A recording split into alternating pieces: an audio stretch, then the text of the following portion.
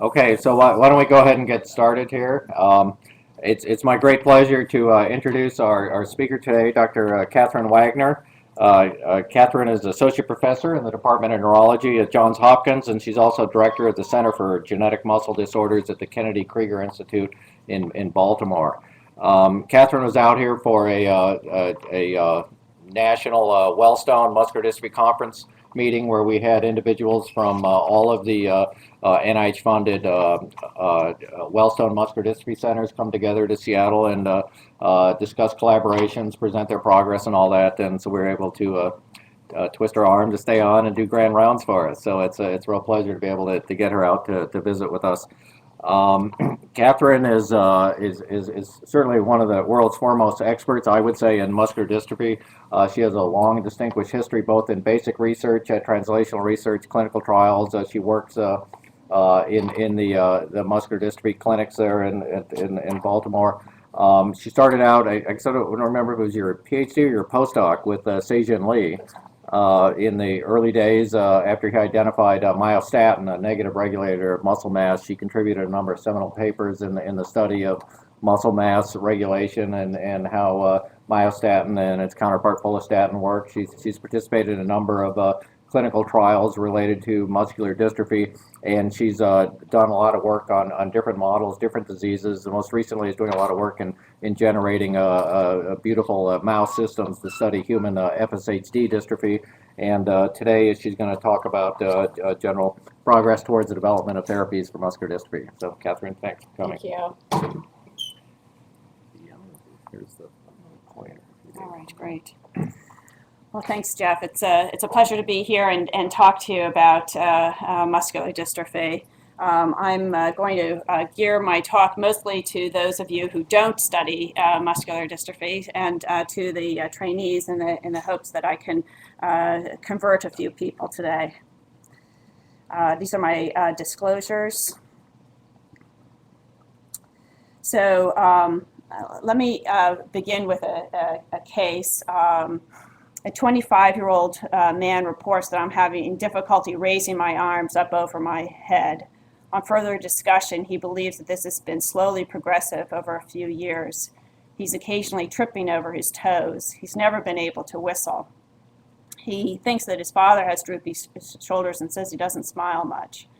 On exam, he has a transverse smile, winging of the scapula, asymmetric weakness of the biceps, triceps, and tibialis.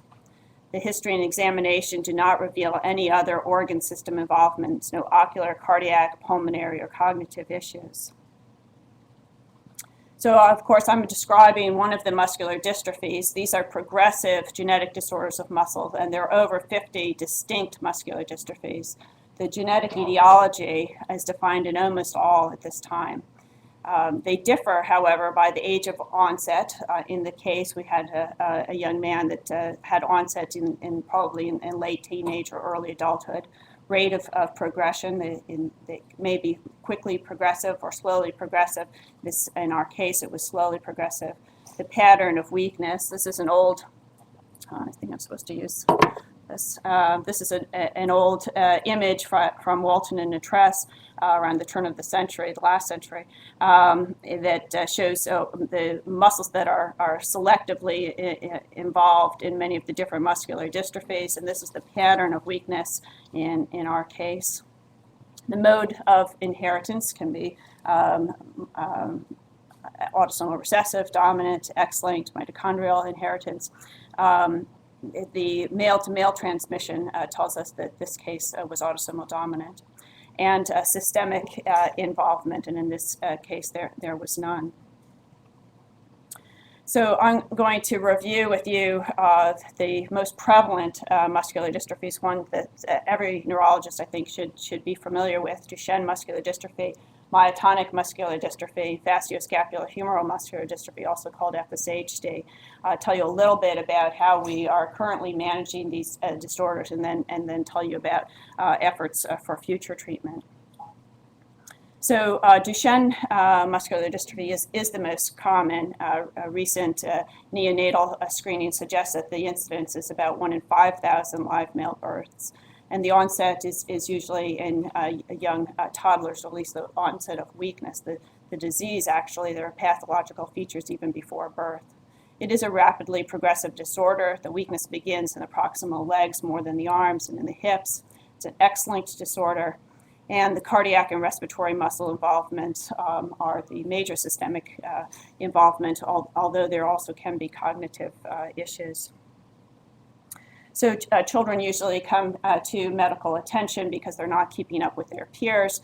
They may have a waddling gait, difficulty going up stairs, and then they have a honeymoon period.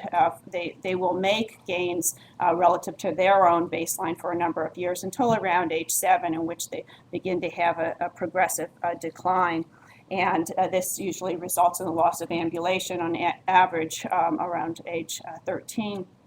And there is subsequently loss of movement abilities of the arms, difficulties with muscles of respiration, and cardiomyopathy. And young men die in this country on an average age of 24.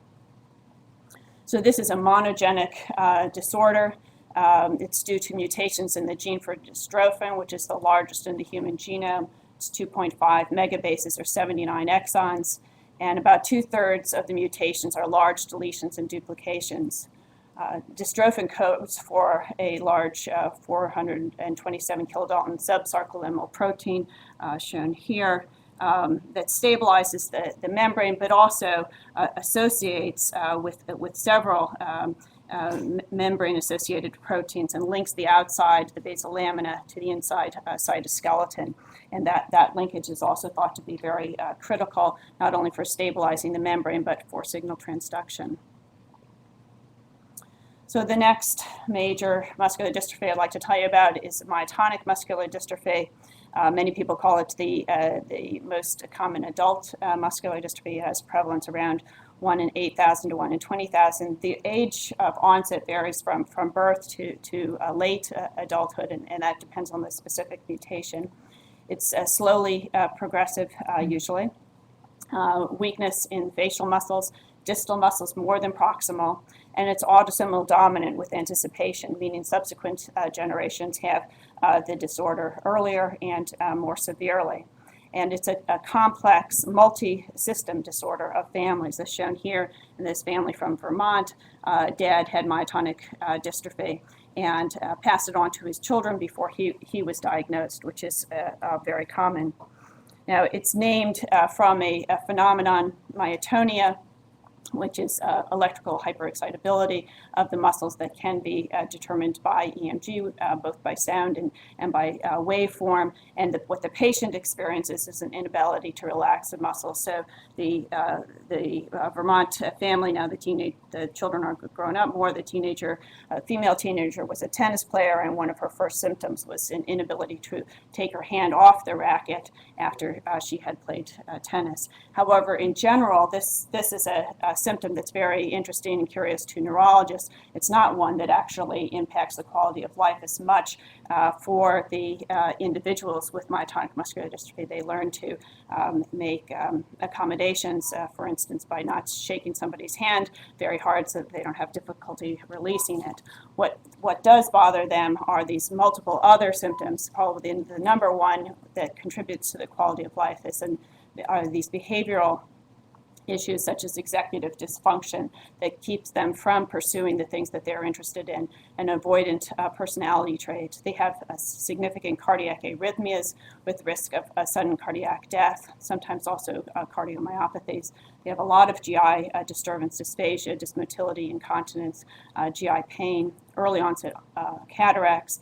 They have many endocrine abnormalities, low testosterone, testicular atrophy, infertility, glucose intolerance, sometimes cognitive deficits, particularly the very early onset with very severe myotonic muscular dystrophy, pulmonary issues, and hypersomnolence.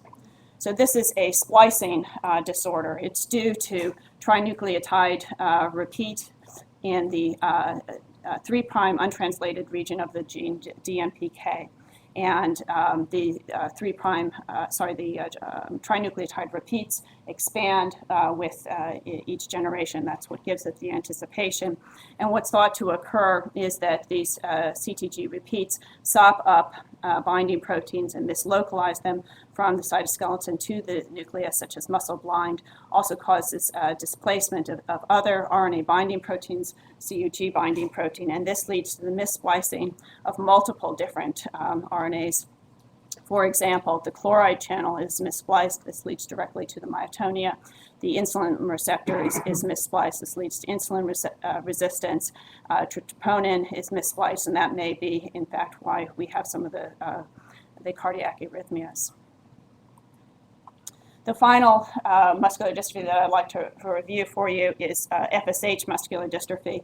It may be just as prevalent as myotonic muscular dystrophy, around 1 in 7,000 to 1 in 20,000, depending on the population. Its onset also could be as early as infancy or late adulthood, depending on the specific mutation. It is usually slowly progressive. There's weakness in the facial muscles, muscles of scapular fixation, the arms more than the legs. It's autosomal dominant with no anticipation. And typically there's no systemic involvement. And so in this family here, mother and son are both affected. So here's a young man with FSHD, and he has a transverse smile. And you can see that his eyes are wide open. And he's trying to close his eyes for us, and he cannot fully close them. He has a significant atrophy over the muscles of the humerus bone, that's part of the name, but then also atrophy of the muscles of the chest. This pectoralis crease is characteristic of FSHD, as well as the transverse clavicles and sloping shoulders. When he tries to abduct his arms, he has very little strength of the muscles of scapular fixation, including the rhomboids, and that gives him the winging of the appearance of the scapula. So this is a very complex epigenetic disorder, and the initial pathophysiology of this disorder actually was elucidated in large part by Steve Tapscott, who just walked in. So normally on the end of chromosome 4, Q35, we have greater than 10 large macrosatellite D4Z4 repeats, and this is a silent region. There's no transcripts or proteins coming out of it. In FSHD1, there's a contraction of these satellite repeats and an associated hypomethylation. And then a retro gene, DUX4, is expressed in the appropriate context, which leads to many things, probably downstream, but potentially a toxic DUX4 protein. There's also a phenotypically identical disorder called FSHD2, in which there's a mutation in a gene called SMCHD1 that leads to hypomethylation of this region without a contraction and similar expression of this retro gene DUX4. So how do we care for these patients currently? There are some written guidelines. Probably the most in-depth are these two articles in the Lancet Neurology published about 5 years ago and currently being updated. And this used the UCLA RAND method to assess current care among 80 experts of muscular dystrophy, as well as literature review. There's also very recently came out a evidence-based guideline for the treatment of FSHD. This is a much shorter journal. There's much less data to suggest how we should be treating patients with FSHD. And currently there are efforts to do the same with myotonic muscular dystrophy. What's clear is from these publications, but also from our experience, is that patients benefit from interdisciplinary care.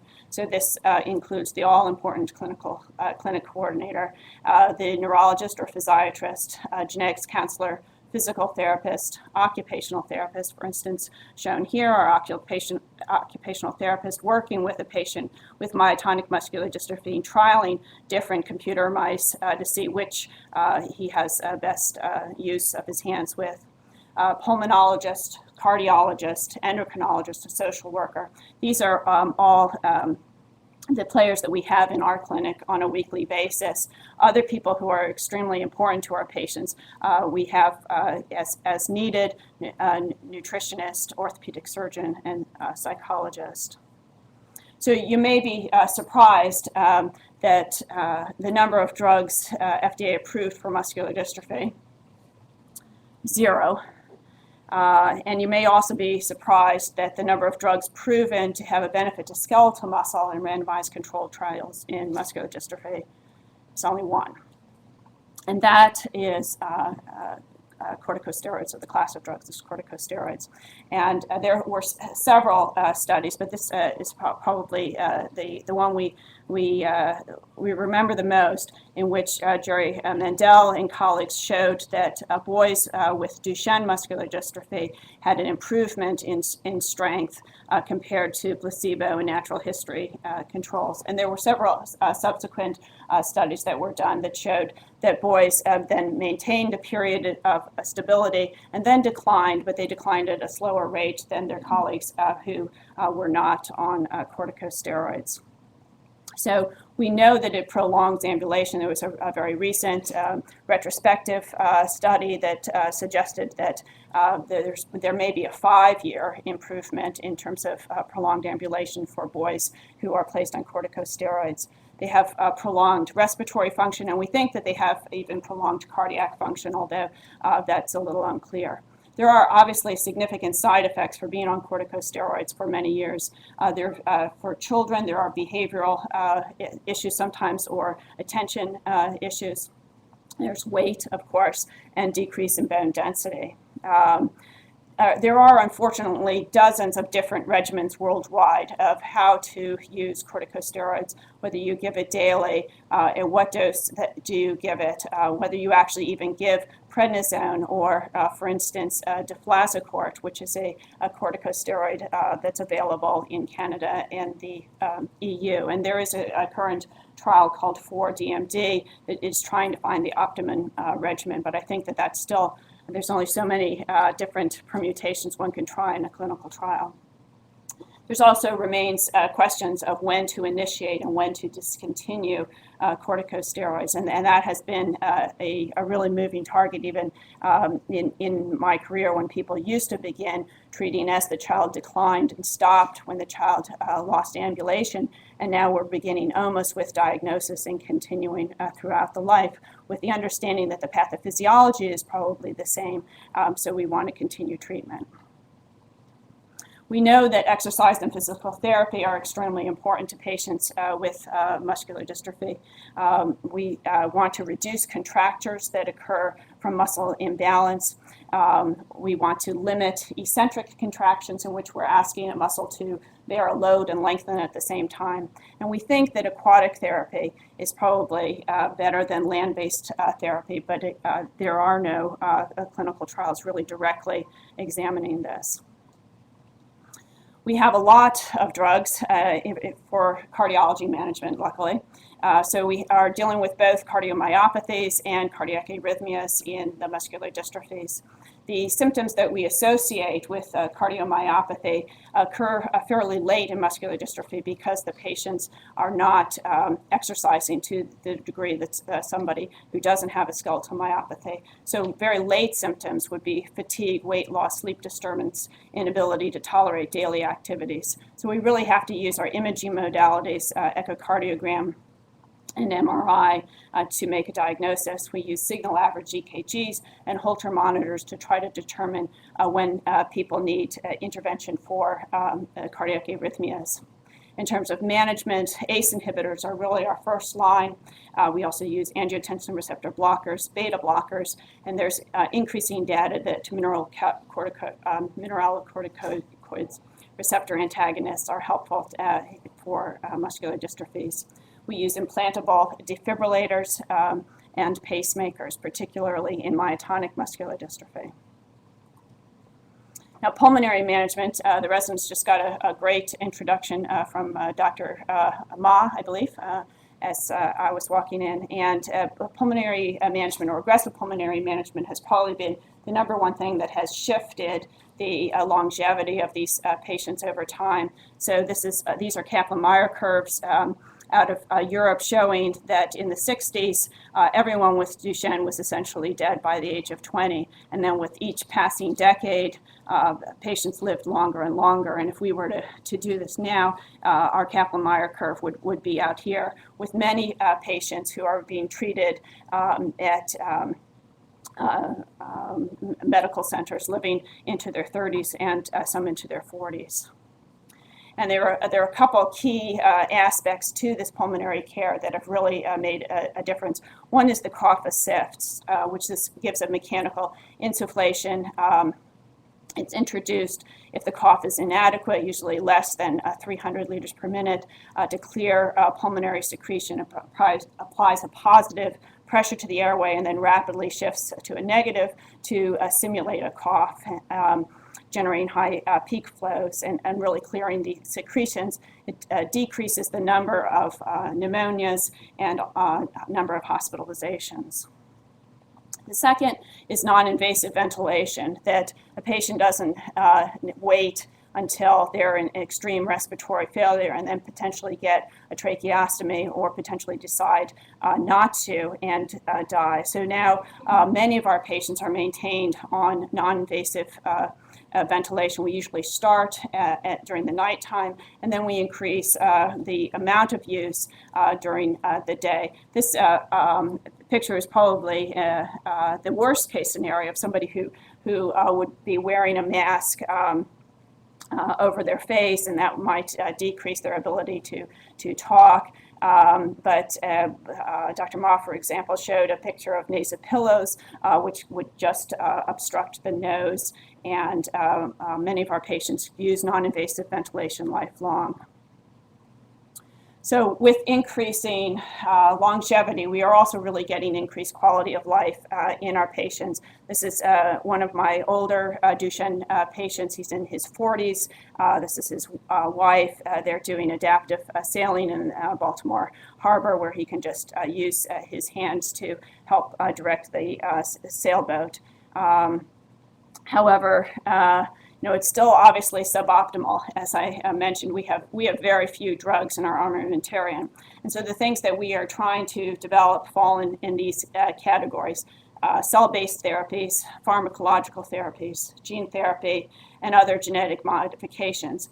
And most people in the field feel that in reality, we're not going to be using just one of these, but there will be a combination of drugs and a combination of modalities to treat these patients in the future.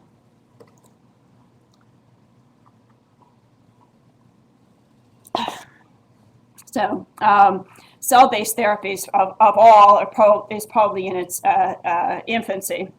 So the emphasis has been either on mesenchymal stem cells, such as these are pluripotent cells that can be harvested from adult tissues, such as the aorta, and coaxed into a myogenic lineage. Another potential mechanism are induced pluripotential stem cells, which can be dedifferentiated.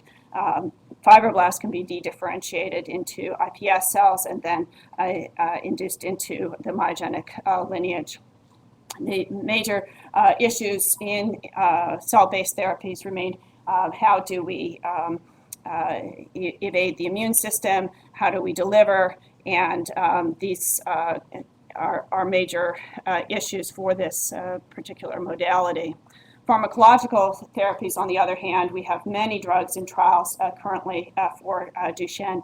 We're really where we wanted to be. A few years ago, we would talk about kids in oncology and say, every pediatric oncology patient is in a clinical trial, and all of our Duchenne patients should be in a clinical trial. And now if you're a kid with Duchenne within the ranges of, say, 5 to 13, you can be in a clinical trial. And you know, in many of the medical centers, every kid with Duchenne is in a clinical trial, or at least offered a clinical trial. And that's really what we want. So the various different things that are being trialed now are antifibrotics, things to decrease the scarring, the fibrosis of muscle, to try to make it a more regenerative pathway. Anabolic agents such as myostatin inhibitors to get muscle to regrow, to regenerate more robustly. Drugs that upregulate proteins that might compensate for the missing protein. So, for instance, there's a similar protein to dystrophin called utrophin. If we could upregulate utrophin, perhaps that will compensate. And then phosphodiesterase inhibitors are being trialed. This is work that was pioneered by Stan Freuner here in physiology, which increases the amount of nitric oxide, part of the important signaling pathways for muscle. Gene therapy, I probably don't need to tell you all much about, since you have the world's expert Jeff Chamberlain in your department. But you know, the various different vectors that are being trialed, or really the vector that is being trialed is AAV. But then there's a consideration that there may be other ways in which we can introduce the missing gene, such as lentivirus. And finally, there are other genetic modifications besides reintroducing the gene, and I'm going to spend the rest of the time talking to you about that. So one of the real advances for Duchenne and the other muscular dystrophies has been very personalized therapy, and that is antisense oligonucleotides. So these are small, 20 to 30 nucleotides, chemically modified single-stranded DNA or RNA, or analogs targeting specific messenger RNA or pre-messenger RNA. They have really shown some promise for both Duchenne and myotonic muscular dystrophy, and we're at the early stages of targeting that DUX4 retro gene messenger RNA using antisense oligonucleotides to silence that gene.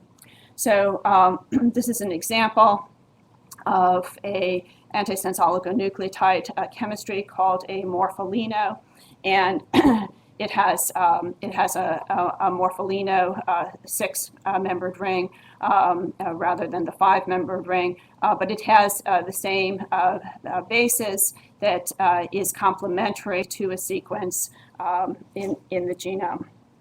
And this is an example, for instance, of what is being done for Duchenne muscular dystrophy. So as I mentioned, the gene for dystrophin is huge, 79 exons, which I've shown in blue, and they're separated, of course, by introns, which are in white. And as you know, the 3-nucleotide codon does not necessarily end right at the intron-exon boundary. It does here, as demonstrated, but it might end after the first nucleotide or after the second nucleotide. So if you have a deletion, for instance, here of exon 74, the reading frame is preserved. You can see that exon 73 sort of fits with exon 75. And when the reading frame is preserved, you get a dystrophin protein. It has an internal deletion, but you get some protein. And this, in turn, leads to an ameliorated phenotype, an allelic disorder called Becker's muscular dystrophy, which is much less severe than Duchenne muscular dystrophy. On the other hand, if you have a deletion, as shown here, for instance, of exon 52, the reading frame is out of whack, and you can see that exon 51 does not fit with exon 53, and you end up making very little, if any, dystrophin. So with antisense oligonucleotides, you can give a little bit of nucleic acid or analog that binds to the intron-exon boundary that encourages the splicing machinery to skip over For instance, here, skipping over exon 51. And when that happens, you can see that the reading frame is then preserved. So exon 50 now fits with exon 53. And that's what's being done currently in clinical trials for Duchenne. And there are two main companies that have been pursuing this. One now, BioMarin, and their drug is drosapricin. The other is Sarepta. Their drug is eteplirsen. And the results are fairly encouraging. So this was a result that was released earlier this month from Sarepta, showing that boys treated with eteplirsen over a 3-year period had somewhat of a decline, but not nearly the decline of various different control groups. And this control group here has the exact same mutations as the treated group. So this is really very encouraging, and these drugs are currently before advisory councils for the FDA, and I would say looks promising that one or both will be approved for Duchenne. Can I ask you a question about that? Please. When you're doing studies like this, do they keep the boys on steroids or not? Yes. So they're all on steroids? Yes. Right. I think there are two good reasons to do that. One is that it's standard of care, and we don't want to be removing standard of care while we're trialing this. But secondly, there may be some immune response to this dystrophin that we're making, and being on the steroids may decrease that, may actually improve the efficacy of the exon skipping. Okay, so antisense oligonucleotides are also being developed and are in trials for a myotonic muscular dystrophy. As I mentioned, in this disorder, there are CTG repeats that bind up various different RNA binding proteins, such as muscle blind. And very small oligonucleotides called gapmers bind to the hairpin loop of these CTG repeats and induce the native RNase machinery to degrade the RNA. So in fact, you have a degradation of your abnormal gene.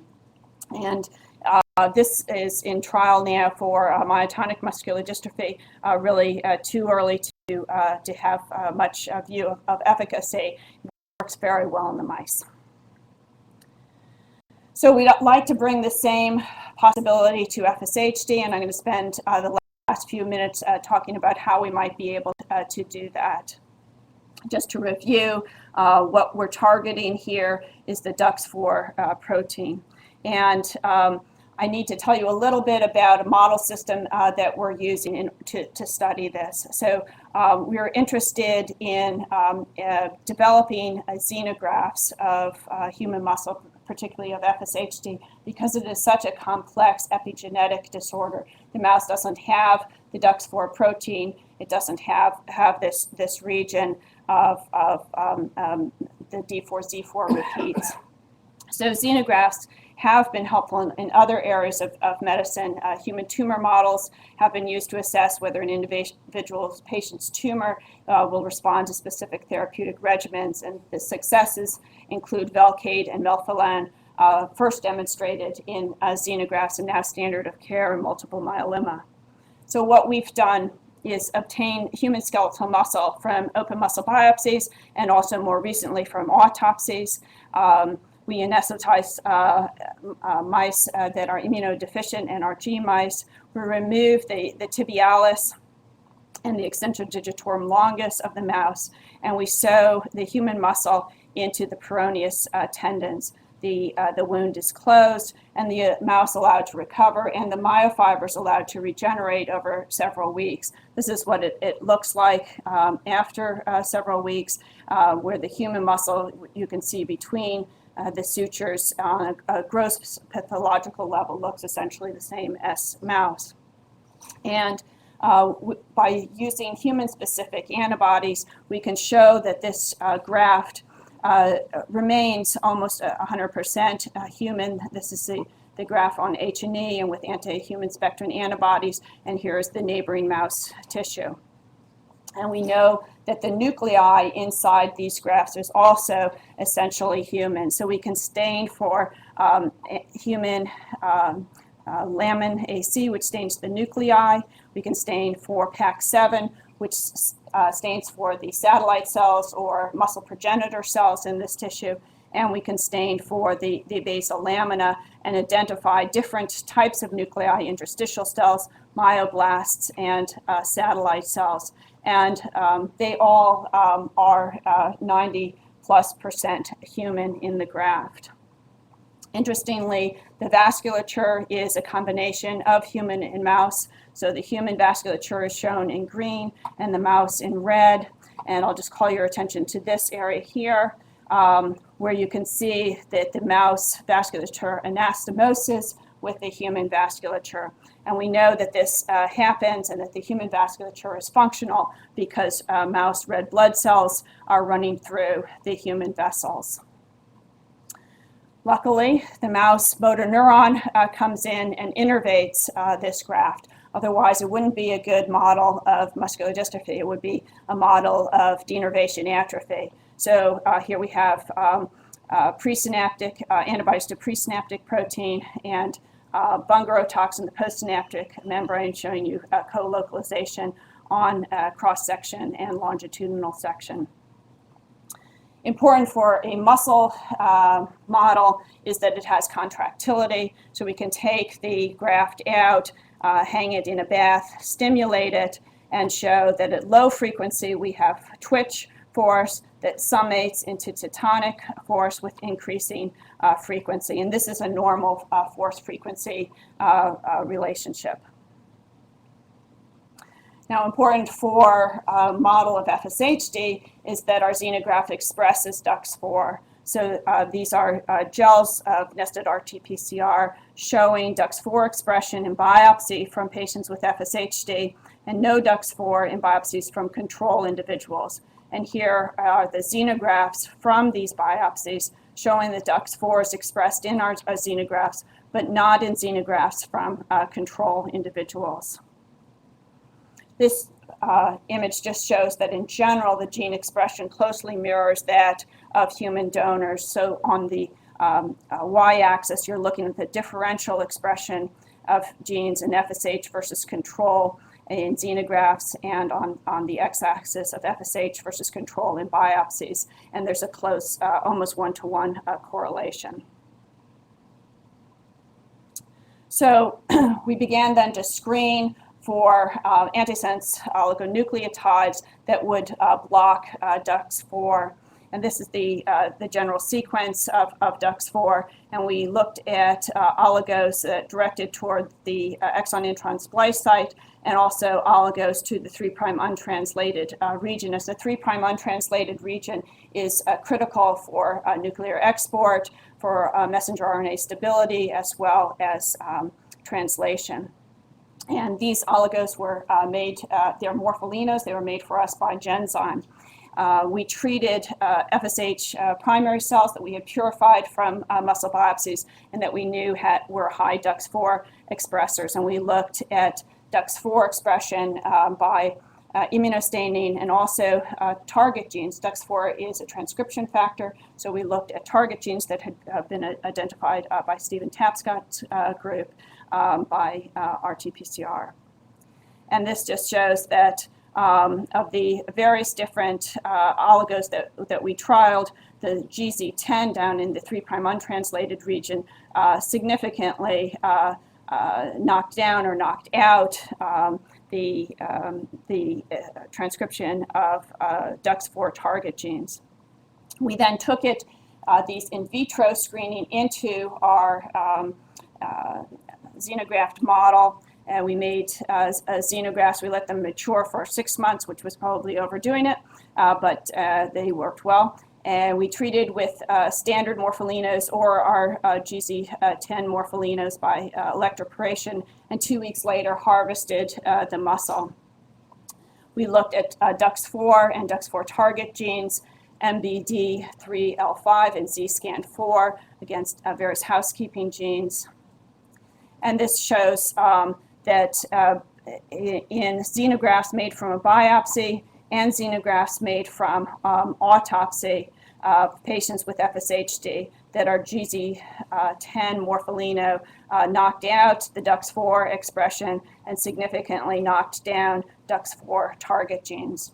So we're eager to take this forward with our industry partners into clinical trials for FSHD and really see whether that it has an effect on the things that matter to patients, such as their weakness. So I'll return to my case. I hope it's really obvious what this is now. This is a case of FSHD, thank you. And I hope that I've also given you some sort of basis of how we're currently caring for those people with FSHD and our hopes for therapeutic development for them. I'd like to thank both my clinical and research group, as well as those at University of Massachusetts Medical Center who are in this Wellstone Center where we're doing this work, and funding partners. Thank you.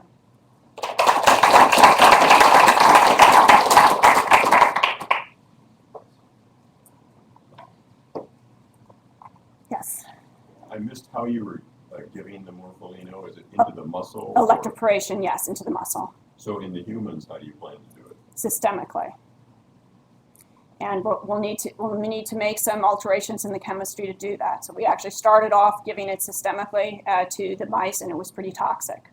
So we'll need to work on that. I think we've got the right sequence, but we may not have the right backbone. So toxic in what way? What did it do? Tails turn black. Kathryn, you didn't talk about this this talk, but I know you've had an interest in myostatin inhibition over many years. Do you think that's still a reasonable path to go down? And do you know if Novartis is thinking about doing another bimagrumab study in any muscular dystrophies? The question was, is myostatin inhibition viable for the muscular dystrophies? And is Novartis planning a muscular dystrophy trial?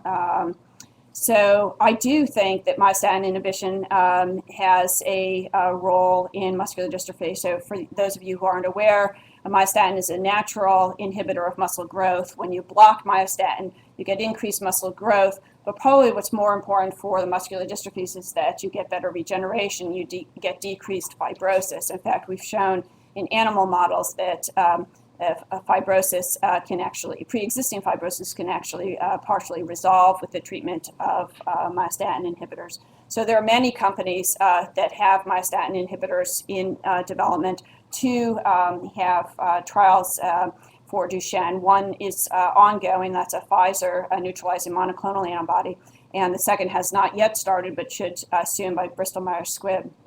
In terms of Novartis, so they have a drug that has shown some early promise in inclusion body myositis, and I don't know what their plans are. Are these other monoclonal antibodies that target activin receptor too?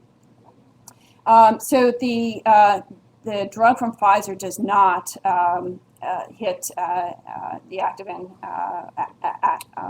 A, and that's a really good question because the inhibition of the activin A has been thought to result in a lot of side effects seen in previous clinical trials. So the non-specificity has led to nosebleeds, telangiectasias, but that's not a specific issue with myostatin itself. Yes. So your illustration of the pathophysiology in myotonic dystrophy, making sure I have this right, but the CTG repeats of the DMPK gene cause some changes in RNA binding proteins that lead to abnormal splicing of a bunch of other candidate genes, including chloride channels. That's correct. And For the hypersomnolence in these patients, Yeah. is there a candidate gene? Yeah, there is, but I don't remember what it is. There's a gene that disrupts circadian rhythm. I'm looking over my muscular dystrophy colleagues, and they're not helping me out. So yeah, gosh, it was a paper out of the University of Florida. So I can't tell you what the gene is, but yes, there is a candidate gene.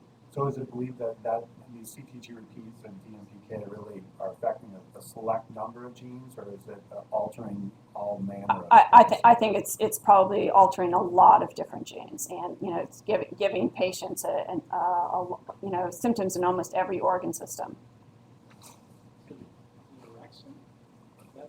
I may not know it even if you say it. Can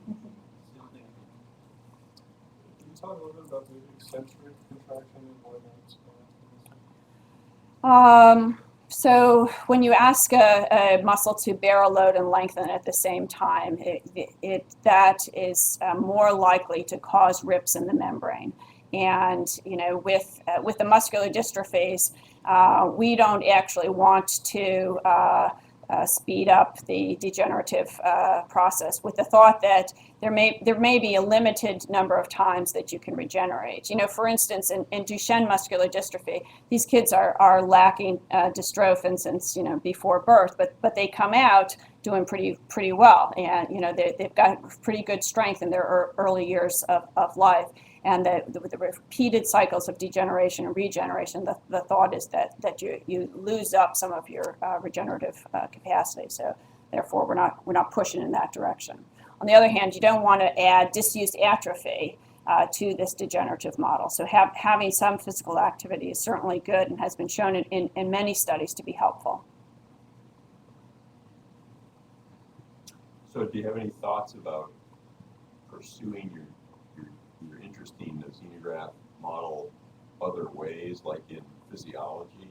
Is that muscle from FSH people, is that weaker than the other leg muscle in the mouse? Does it get weaker and weaker as time goes along? That's a good question. And if you give it morpholinos, the real question is not what you're doing to DUX4, but are you making the muscle stronger, or are you at least preventing it getting weaker? Yeah, no, that's a good question, and we probably should do that. One of the reasons that we haven't been extremely enthusiastic about doing physiology on this muscle is that it doesn't have tendons. And so we are literally tying on the muscle fibers. And so we can see that it has normal force frequency contraction, but it's still, for instance, much weaker than if I took out a mouse EDL and ran it side by side. But I still might be able to see a difference between treated and untreated, so it's a good suggestion. Oh, am I supposed to look for questions? You are, but you stumped them at the other end. Okay, good. So thank you very much. Thank you.